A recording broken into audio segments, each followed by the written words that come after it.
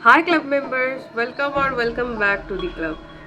आप सभी ने तो स्काउट कैंप्स के बारे में सुना ही होगा। इन केस अगर आपको पता नहीं है तो मैं थोड़ा एक्सप्लेन कर देती हूँ। इट्स बेसिकली एन ऑर्गेनाइजेशन जो किसी एक एरिया पे जाके अपने कैंप्स बनाते हैं और छोटे बच्चों को 1 या फिर 2 वीक्स के लिए आउटडोर ट्रिप्स पे लेके जाते हैं। इनका मेन जो मोटो होता है वो ये है कि आउटडोर ट्रिप्स में ले जाके यानी कि नेचर के अंदर बच्चों को डिफरेंट स्किल्स सिखाना, उनको फन एक्टिविटीज़ करवाना एंड ओवरऑल उनका पर्सनैलिटी डेवलपमेंट करना।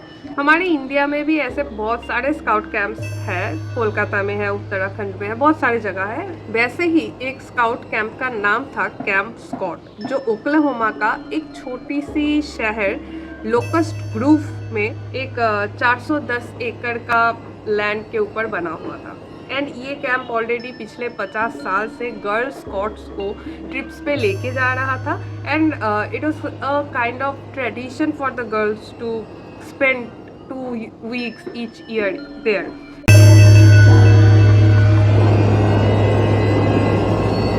वैसे ही 1977 का 12 जून ये कैंप स्कॉट एक कैंपिंग का आयोजन करते हैं। तो लड़कियां ओक्लाहोमा से कैंप तक पहुंच भी जाते हैं इसमें पार्टिसिपेट करने के लिए। जो न्यू कैंपर्स आ रही थी ना, इनके अंदर एक 10 साल की बच्ची थी जिसका नाम था डोरिस मिलर। तो डोरिस को बेसिकली कैंप में आने का उतना मूड नहीं था क्योंकि उसके जो 2 बेस्ट फ्रेंड्स हैं उनका तबीयत अचानक से ख़राब हो गए थे और वो नहीं आ रहे थे इस ट्रिप पे। तो डोरिस को बेसिकली डर था कि उसको शायद बहुत ज़्यादा लोनली फील होगा इस ट्रिप में आके। तो डोरिस की मदर डोरिस को बहुत कॉन्विंस करने की कोशिश करती है और उसको ये बोलती है कि तुम जाओ, अगर तुम्हें अच्छा नहीं लगा तो हम तुम्हें वापस लेके आएंगे। तो इस कैंप में ही ना एक काउंसलर थी जिनका नाम था मिशेल हॉफमैन। तो मिशेल ये चीज़ ना नोटिस करती है कि डोरिस और बच्चों के जैसे उतनी ज़्यादा एक्साइटेड नहीं है। तो उसको समझ में आता है कि कुछ गड़बड़ है। तो वो जाकर डोरिस के साथ बात करती है। इवन वो बस में डोरिस के साथ ही बैठती है ताकि डोरिस को अकेली फील ना हो। अब ना मैं आपको थोड़ा वो कैंप एरिया का डिस्क्रिप्शन देती हूँ। तो कैंप एरिया के अंदर एक स्विमिंग पूल इंक्लूडेड था। प्लस जो कैंप्स बने हुए थे ना वो एक वुडन ग्राउंड के ऊपर बने हुए थे। और कैंप्स जितने भी टेंट्स थे उनका वॉल्स कैनवस पेपर से बने हुए थे। अगर किसी को इस टेंट में घुसना होता था तो उनको इन चारों कैनवस वॉल के अंदर किसी भी एक को अनजिप करना पड़ता था। प्लस ये जो कैंप ग्राउंड था उसको डिफरेंट यूनिट्स में डिवाइड किया गया था और हर एक यूनिट्स का नाम एक नेटिव अमेरिकन ट्राइब के नाम अनुसार रखा गया था। इन डिफरेंट यूनिट्स में से हर एक यूनिट में ना एक काउंसिलर का टेंट होता था और 10 कैंपर्स के टेंट होते थे। हर एक टेंट में 4 लोग रहने वाले थे। डोरिस के रूममेट्स थे Lori Farman and Michelle Gush. Michelle की उम्र थी 9 साल and Lori was only 8 years old. इस कैंप में 4th गर्ल होने वाली थी क्रिस्टीन चेनोवत, बट वो अचानक बीमार हो गई एंड वो अटेंड नहीं कर पाई। रात को डोरिस अपने साथियों के साथ अपने कैंप्स में ही बैठी हुई थी। एक्चुअली सारे लड़कियां अपने घर वालों के उद्देश्य में लेटर्स लिख रही थी। बट अचानक से बहुत बारिश आ जाता है तो कैंप्स को थोड़ा शिफ्ट करना पड़ता है ताकि कैंपर्स भीग ना जाए। इस टाइम में ना कैंप्स को इस टाइप से मतलब सेमी सर्कल्स पे अरेंज किया जाता है ताकि काउंसिलर्स हर एक कैंपर्स पे नज़र रख पाए। इन सब सारे टेंट्स में टेंट 8 काउंसिलर का टेंट से सबसे ज़्यादा दूर था। Plus it was also partially hidden from view by the shower blocks. सोने से पहले काउंसलर्स ना सारे लड़कियों को चेक करने के लिए जाते हैं एंड मिशेल स्पेसिफिकली डोरिस को चेक करने के लिए जाते हैं एंड वो देखते हैं कि तीनों लड़कियां ऑलरेडी सो चुकी थी। तो उसको सब कुछ ठीक ठाक लगता है और मिशेल भी अपने टेंट में सोने के लिए चली जाती है। अब हम थोड़ा पास्ट में आके देखते हैं कि पिछले कुछ महीनों से ना इस कैंप में कुछ अजीब अजीब वियर्ड एंड स्पूकी चीज़ें हो रही थी जिन बारे में इस डोरिस और उसकी साथियों को बिल्कुल भी कोई आइडिया नहीं था। रात को बहुत सारे ना काउंसलर्स को अनयूजुअल नॉइजेस सुनाई दे रहे थे जंगल से, जैसे नॉइजेस उन्होंने पहले कभी नहीं सुना था। प्लस बहुत सारे कैंपर्स ना ये रिपोर्ट कर रहे थे कि उनके टेंट के अंदर से फूड्स एंड पर्सनल आइटम्स चोरी हो रही है। एक बार तो एक मेल काउंसलर अपने टेंट में लौट के देखता है कि उसका टेंट के वॉल को किसी ने शार्प ऑब्जेक्ट से ना स्लैश कर दिया है बहुत वायलेंट तरीके से। और सबसे ज़्यादा स्पूकी बात तो ये है, एक स्ट्रेंजर एक आदमी को ना इस कैंप एरिया में घूमते हुए जस्ट देखा जाता है। But as he was polite and was not doing anything out of ordinary, तो कैंप के स्टाफ्स ना किसी को कुछ रिपोर्ट नहीं करते। ऑल्सो गर्ल स्काउट कैंप शुरू होने से 4 दिन पहले ये स्काउट कैंप का जो डायरेक्टर थे रिचर्ड डे, उनको एक आदमी ना कैंप एरिया से 4 मील दूर घूमता हुआ नजर आता है। तो वो आदमी बेसिकली रिचर्ड को पूछता है कि इस यहाँ पर आसपास कोई वाटर सोर्स है या नहीं, क्योंकि उसको अपना बकेट फिल करना होता था। तो रिचर्ड उसको डायरेक्शन बोल देता है और वो आदमी वहाँ से चला जाता है। रिचर्ड को उस आदमी का कैरेक्टरिस्टिक्स बहुत कुछ याद नहीं था या फिर शक्ल वकल, बस उसे इतना याद था कि वो आदमी ना बहुत ज़्यादा लंबा था। और सबसे ज़्यादा स्पूकी चीज़, मतलब जो हद ही पार कर दिया, वो ये था कि एक कैडेट ट्रेनिंग वीक के दौरान ना एक कैंपर अपने टेंट में वापस आता है। तो वो देखता है कि किसी ने ना उसके टेंट में घुस के वायलेंट तरीके से उसका बैग्स को सर्च किया है।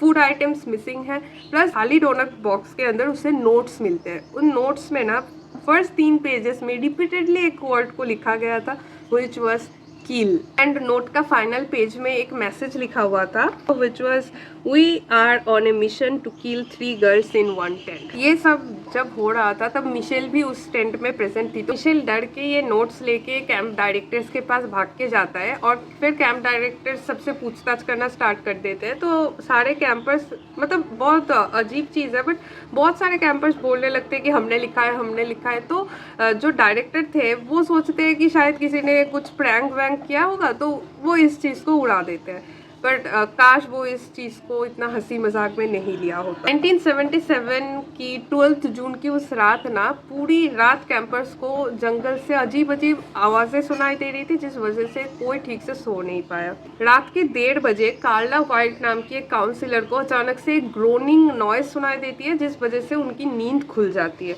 तो this was not the first time जबकि कार्ला को इस टाइप का अनयूजुअल नॉइजेस सुन के नींद टूट गई है, क्योंकि कुछ दिन पहले जब वो ये कैंप का स्टफ हाउस में सो रही थी ना, तब भी अचानक से रात को इस टाइप का एक साउंड हुआ था दरवाजे के बाहर से। तो कार्ला चेक करने के लिए जब दरवाज़ा खोल के बाहर गई तो उसको कुछ नहीं दिखा। तो उसको लगा कि शायद कैंप का कोई अदर मेंबर या फिर डायरेक्टर शायद बाहर निकला होगा, तो वो ही आवाज़ कार्ला को सुनाई दिया था। तो कार्ला फिर से बेड पे आ जाती है। बट कैंप का एक डॉग था जिसका नाम था सैली, वो ना अचानक से बहुत ज़्यादा बार्क करना स्टार्ट कर देती है। अब कार्ला को ये पता था कि सैली कैंप के अदर मेंबर्स पे या फिर कैंपर्स पे तो नहीं चीखता, तो ये इतना ज़्यादा वॉक क्यों रहा है। तो कार्ला को ना बहुत ज़्यादा डर लगने लग जाता है। बट थोड़ी देर बाद क्योंकि सैली चुप हो जाती है तो कार्ला भी सोचती है कि ठीक है कोई नहीं, तो कार्ला भी सो जाती है। इस बार भी कार्ला को कुछ मतलब अजीब फील नहीं हुआ, क्योंकि पहले भी हो चुका है। बट कार्ला फिर से चेक करने के लिए निकलती है।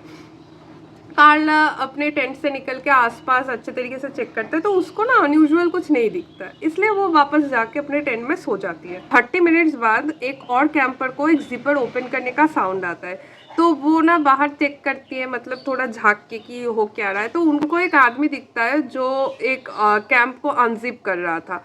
वह फिर कुछ और कैंपर्स ये भी बताते हैं कि उनको भी सेम टाइप का नॉइज़ आया था एंड वो भी चेक कर रहे थे। तो उनको एक आदमी इधर उधर घूमते हुए दिखाई दिया था जो फ्लैश लाइट मार के इधर उधर देख रहे थे। तो क्यूरियस होके कैंपर गर्ल्स ने भी फ्लैश लाइट मार के देखने की कोशिश की कि ये बंदा कौन है। बट जैसे ही उन्होंने फ्लैश लाइट मारा तो वो बंदा वहाँ से भाग गया, तो उनको ठीक से चेहरा नहीं दिखा। बट इतने कुछ के बाद भी ना गर्ल्स डरे नहीं थे, वो बस कंफ्यूज थे कि ये कौन है, क्या हो रहा है। तो क्योंकि वो डरे नहीं थे तो किसी ने कुछ भी कंप्लेन नहीं किया या फिर कुछ मदद मांगने की कोशिश नहीं की। इसके अप्रॉक्सीमेटली 1 घंटे बाद एक और कैंपर को ना एक चीखने की नॉइज सुनाई देते हैं, और ये स्क्रीमिंग ना टेंट 8 के ओर से आ रहा था। एंड कोई एक कैंपर ना चीख रही थी, मम्मी मम्मी मम्मी, इस तरीके से चीख रही थी, यानी कि अपनी माँ को बुला रही थी। And this is the worst part of the whole incident. But उस लड़की को मतलब क्या करेगी वो, राइट। तो उसको लगती है कि शायद किसी को कोई नाइटमेयर आया होगा, या फिर हो सकता है कि घर से पहली बार बाहर आया है तो उसको घर की याद आ रही है, इसलिए शायद रो रही होगी। उसे कुछ समझ नहीं आ रहा था एंड दैट्स वाई उसने बाहर कुछ चेक भी नहीं किया। किसी भी काउंसलर्स को कोई भी साउंड नहीं आया था। एंड क्योंकि ये सारे कैंपर्स छोटे थे प्लस अकेले थे अंधेरे में, तो उनको पता नहीं था कि उनको क्या करना चाहिए।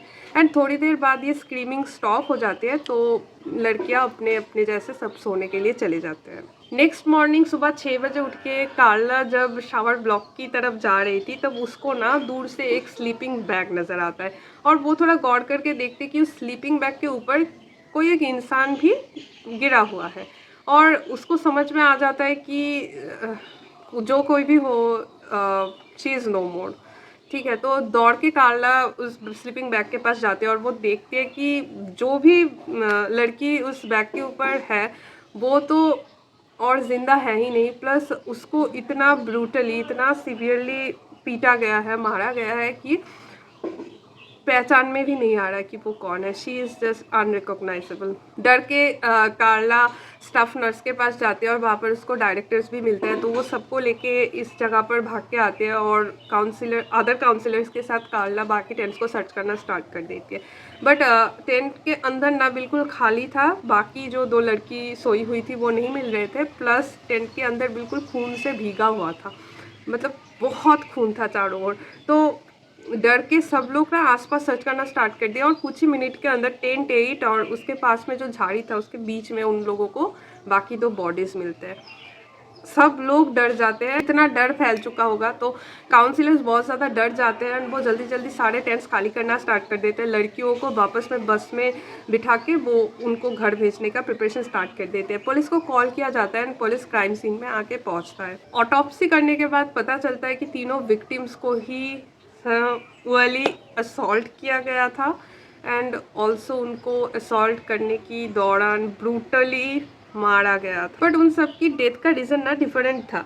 8 साल की लॉरी और 9 साल की मिशेल की मौत ब्लंट फोर्स ट्रॉमा से हुई थी, जबकि 10 साल की डोरिस का मौत हुई थी स्ट्रैंगुलेशन से। वहाँ पर इतना खून था कि जो अटैकर था उसने कुछ ना कुछ प्रिंट्स छोड़ ही दिए थे एंड ऑल्सो स्मच पैटर्न से ये भी पता चल रहा था कि अटैकर ने उन खून को क्लीन करने की कोशिश किया था, बट इतना ज़्यादा खून था कि वो पूरी तरीके से क्लीन करना इम्पॉसिबल था। ब्लड स्टेन से एग्जामिनर्स को ना एक परफेक्टली, नियरली परफेक्ट हम बोल सकते हैं, फुटप्रिंट मिल गया था। तो एग्जामिन करके उन्होंने बताया कि ये किसी ऐसा आदमी का क्या बोलते हैं, शू साइज है 9.5 होगा। ऑल्सो विक्टिम्स के बॉडी के ऊपर अटैकर एक रेड फ्लैश लाइट छोड़ के गया था और उस फ्लैश लाइट के जो लेंस होता है ना वहाँ पर भी फिंगरप्रिंट्स रख के गया था, बट एग्जामिन करते हुए उनको समझ में आया कि वो फिंगरप्रिंट्स थोड़ा ज़्यादा स्मच्ड है तो उनको यूज़ नहीं किया जा सकता था। ऑल्सो जो फ्लैश लाइट का बैटरीज होता है उनको एक न्यूज़पेपर से रैप किया गया था ताकि अटैकर जब चले तब कोई साउंड ना हो। इन सारे चीज़ों से समझ में आ रहा था कि ये क्राइम टोटली प्री प्लान्ड था। फिर इन्वेस्टिगेटर्स ये पूरे एरिया को अच्छे तरीके से छानबीन करते हुए ना उनको कुछ रोप्स के टुकड़े, कुछ डक्ट टेप्स, ऑल्सो एक वुमेन का चश्मा भी मिलता है उनको। फिर जब इन्वेस्टिगेटर्स कैंप के आसपास चेक कर रहे थे तब उनको एक छोटा सा केव दिखाई देता है और उस केव के अंदर घुसने के बाद पुलिस को बिल्कुल साफ साफ क्लियर हो जाता है कि जो कोई भी अटैकर था वो यहाँ पर रह रहा था, कुछ दिनों से यहाँ पर रह रहा था। वो भी हर एक कैंप स्टाफ, कैंप डायरेक्टर सबसे छुप के वो इस केव में रह रहा था। इस केव के अंदर पुलिस को कुछ फोटोग्राफ्स मिलते हैं, शायद 2 फोटोग्राफ्स मिलते हैं, कुछ न्यूज़पेपर मिलते हैं एंड ऑल्सो केव का वॉल में उन लोगों के लिए एक मैसेज लिख के रखा हुआ था which says the killer was here, bye bye fools, and एक नंबर लिखा हुआ था 77617, जो बेसिकली एक डेट फॉर्मेट था जो प्रिजन में यूज़ किया जाता है। पुलिस इसके बाद पुलिस डॉग्स को लाके भी सर्च करना स्टार्ट कर देती है, जिन डॉग्स का ना इवेंचुअली बहुत ही ज़्यादा मतलब कोई अननोन रीजन से अचानक से डेथ हो जाता है। मैन हंटर्स को भी अरेंज किया जाता है बट कुछ नहीं मिलता है, कोई आई विटनेस नहीं मिलने पे पुलिस ना एक लिस्ट चेक करने लगता है इस एरिया का। ये भी आदमी है इस एरिया में जिनके नाम पे कुछ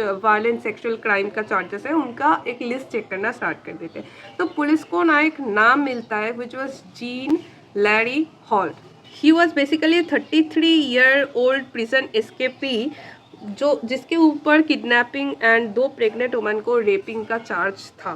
4 साल पहले यानी कि 1973 पे वो जेल से भाग गया था और अब पुलिस को ये उनका क्राइम केस का मेन सस्पेक्ट लग रहा था। इसके रीजंस भी है। पुलिस को केव में ना 2 फोटोग्राफ्स मिले थे और फॉरेंसिक एक्सपर्ट्स ना चेक करके बताते कि वो 2 फोटोग्राफ्स जिस टाइम पीरियड में खींचा गया था उस टाइम पीरियड में ही ना ये जीन एक फ़ोटो लैब में काम करता था। इसके बाद से तो पुलिस हर जगह लैरी को ढूंढना स्टार्ट कर देते हैं, लेकिन पुलिस को कुछ मिल नहीं रहा था। एंड फाइनली ऑन 6 अप्रैल 1978 ये क्राइम के लगभग 1 साल बाद पुलिस को एक टिप मिलता है। किसी ने फ़ोन करके पुलिस को एक एड्रेस दिया था। ऐसा बहुत सारे टिप्स ना पुलिस को 1 साल में मिलता ही जा रहा था, तो पुलिस को कुछ मतलब समझ में नहीं आता है कि हो भी सकता है नहीं भी हो सकता है, लेकिन फिर भी वो चेक करने के लिए उस एड्रेस पे जाते हैं। एड्रेस पे जाके पुलिस देखते हैं कि वहाँ पर एक टूटा फूटा एक पुराना शैक था जो कैंप स्कॉट से 40 माइल्स ही दूर था, नुकसान हिल नाम की एक जगह पे।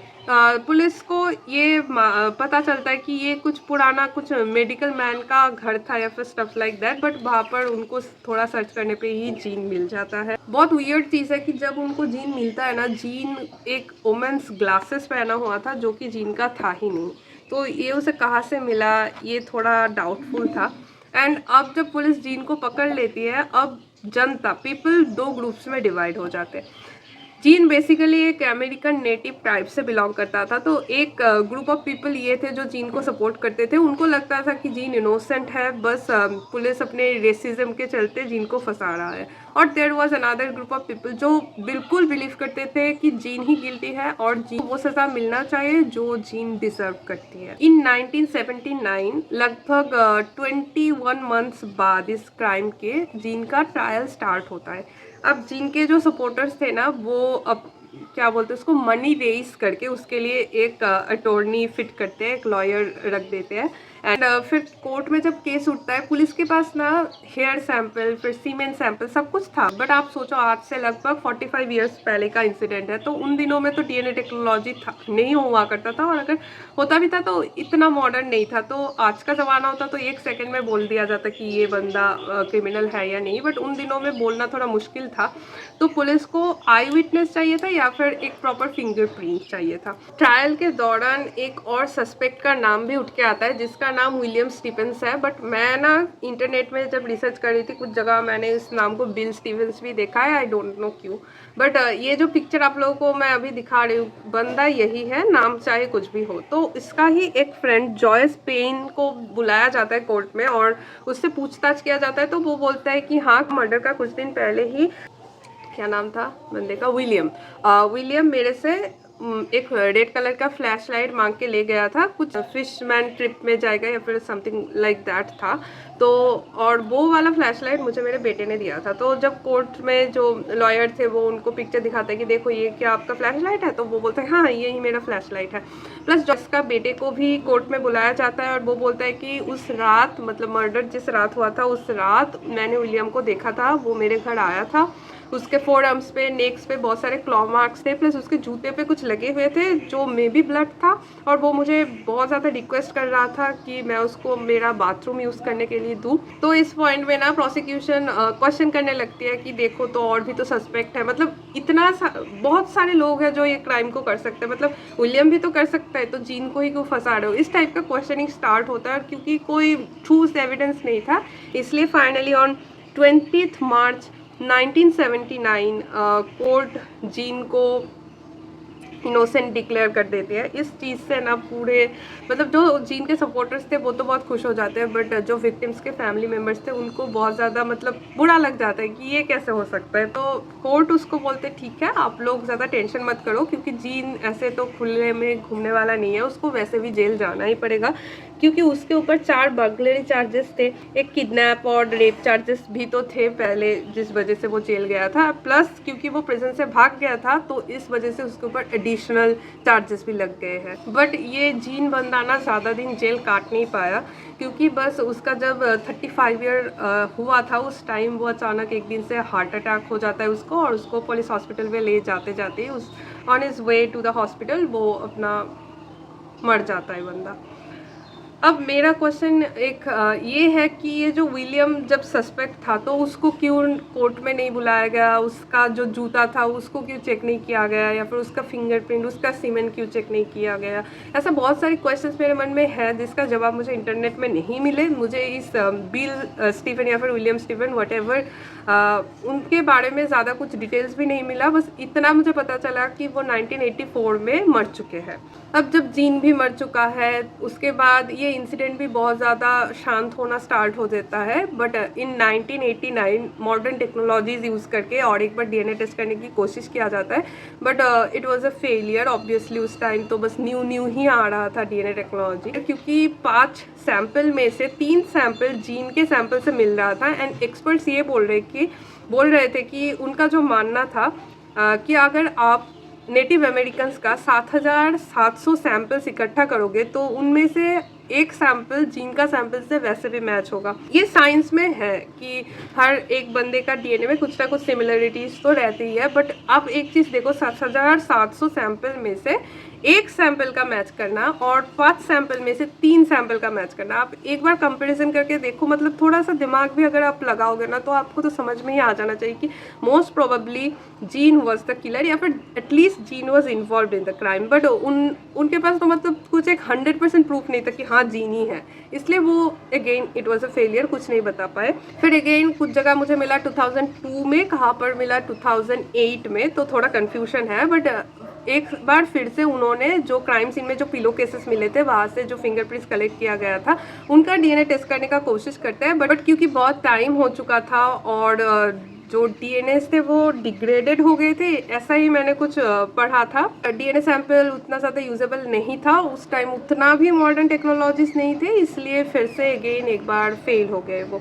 इसके लगभग 10 साल बाद जब शेरिफ पद में माइक रीड आते हैं, तब वो NMCE का हेल्प से एक बार फिर से इस केस को खोलता है और इन्वेस्टिगेशन करवाता है। तो इन्वेस्टिगेशन में वो लोग बताते हैं कि वो लोग लगभग 100% श्योर है कि जीन वॉज द किलर या फिर gene was involve in the killing.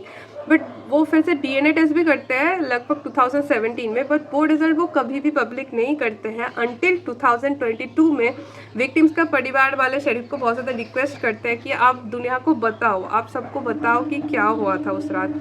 तब शेरिफ पब्लिकली कॉन्फेस करता है कि हाँ, डीएनए टेस्ट करके ये उनको पता चला है कि जीन वॉज द किलर, या फिर at least gene was involve in the killing, gene was that person. अब कुछ क्वेश्चंस फिर भी रह जाते हैं, जैसे कि कोर्ट में जो शू को पेश किया गया था जिसमें ब्लड स्टेन्स थे, वो जीन के पैर से 2 साइज छोटा था। प्लस फॉरेंसिक एक्सपर्ट्स ने पूरे चीज़ों को इन्वेस्टिगेट करके ये बताया था कि इन गर्ल्स का किलिंग में एक से ज़्यादा वेपन भी यूज़ किया गया था, एंड वो वेपन्स यूज़ करने वाला एक राइट हैंडेड बंदा था और एक लेफ्ट हैंडेड बंदा था। नाउ द क्वेश्चन इज, वैसे तो आप भी अगर आपका कॉमन सेंस यूज़ करके थोड़ा सोचने की कोशिश करते हो तो एक चीज़ देखो, एक बंदा तीनों बच्ची को एक साथ कैसे असॉल्ट भी करता है, फिर खून भी करता है, मतलब कैसे एक भी बच्ची वहाँ से भाग नहीं पाई। हाँ, obviously it is possible, but कहीं ना कहीं थोड़ा शक लगता है कि एक बंदा एक साथ सब कुछ मैनेज कैसे कर रहा है, मतलब एक बच्ची को भी भागने का मौका नहीं मिला। आई थिंक आप समझ पा रहे हो कि मेरा क्वेश्चन कहाँ पर आ रहा है। तो कहीं ना कहीं मुझे पर्सनली ये लगता है कि एक पॉसिबिलिटी है कि जीन अकेले उस दिन उस क्राइम को कमिट करने के लिए नहीं गया था, मे बी उसके साथ कोई और भी था। तो यहाँ पर क्वेश्चन रह ही जाता है बहुत सारे, जैसे कि अगर टेंट 8 काउंसिलर का टेंट से उतना दूर ही था, उन्होंने टेंट 8 का पोजीशन क्यों चेंज नहीं किया था, राइट? वो तो झाड़ियों से थोड़ा सा व्यू पॉइंट से ढका हुआ भी था, छुपा हुआ भी था पार्शियली, तो उन्होंने टेंट का लोकेशन क्यों नहीं चेंज किया? प्लस आप एक कैलकुलेशन देखो, अगर हम ये भी मान लेते कि एक यूनिट में एक काउंसिलर और 8 टेंट रहते थे, तो 8 × 4 मतलब 32 होता है, मतलब एक काउंसिलर को 32 कैंपर्स रिस्पॉन्सिबिलिटी दिया गया है। तो कहीं ना कहीं मुझे लगता है कि उन लोगों को शायद थोड़ा काउंसिलर्स के नंबर्स बढ़ाने का कोशिश करना चाहिए था। एंड ऑल्सो जब कुछ क्रीपी इंसिडेंट्स इस कैंप में ऑलरेडी हो रहे थे पिछले कुछ महीनों से, तो क्यों उन्होंने सिक्योरिटी मेजर्स और भी इंक्रीज करने की कोशिश नहीं की? क्यों उन्होंने नाइट गार्ड का अपॉइंट नहीं किया? तो बहुत सारे क्वेश्चंस रह ही जाते हैं, बट यहाँ पर हम किसी को ऐसा दोष नहीं दे सकते कि इसके वजह से ही चीज़ें हुआ है, मतलब सबका ही कुछ ना कुछ दोष रह गया है। तो आई थिंक डायरेक्टर्स को पेरेंट्स से या फिर बच्चों से छुपाना भी नहीं चाहिए था ये जो कुछ भी कैंप में हो रहा था, बट अगेन उन्होंने सोचा था ये प्रैंक था या फिर जो भी था।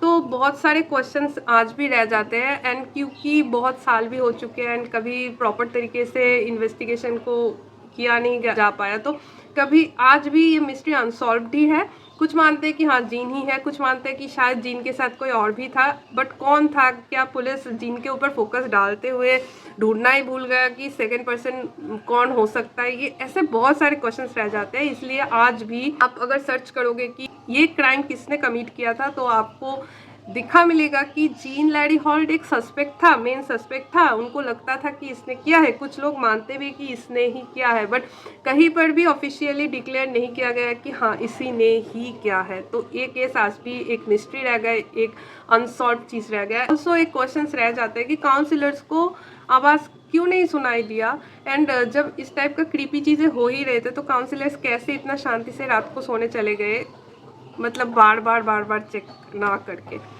तो बहुत सारे क्वेश्चंस रह जाते हैं। एंड ये जो ट्रिप था, ये आखिरी ट्रिप था कैंप स्कॉट पे, क्योंकि इसके बाद से कैंप स्कॉट उसी दिन वो जो बंद हुआ, आज तक कैंप स्कॉट में कोई भी और ट्रिप नहीं अरेंज किया गया है।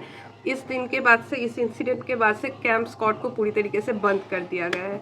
And this case made me question the humanity. मतलब बिलीव करना भी मुश्किल होता है कि इस टाइप के कुछ मॉन्स्टर्स हैं जो हमारे आसपास हमारे साथ ही घूम रहे हैं, फिर रहे हैं और वो जिंदा है। काश उस दिन सिक्योरिटी मेजर्स थोड़ा और बढ़ाया जाता, काउंसिलर्स को कुछ सुनाई देता है तो आज ये तीनों बच्ची शायद हमारे बीच होती और उनका ब्राइट फ्यूचर को वो जी रही होती। मुझे तो सोच के ही बुरा लग रहा है कि डोरिस की माँ पे क्या बीत रही होगी, क्योंकि डोरिस तो आना भी नहीं चाहती थी, उनकी माँ ने ही कन्विंस किया था उनको जाने के लिए, तो शायद उनको आज भी ये चीज़ हॉन्ट कर रही होगी। और प्लस क्रिस्टीन को कैसा फील होता होगा, क्योंकि उसने एक कुछ डॉक्यूमेंट रिलीज़ किया है ना, अगर मुझे मिले तो मैं साइड में पिक्चर दे देने की कोशिश करूँगी। तो उसको भी शायद आज तक व्हाट इव्स हॉन्ट कर रहे होंगे, क्योंकि अगर वो उस दिन 4th मेंबर बन के इस कैंप में आती तो शायद वो भी आज हमारे बीच नहीं होती।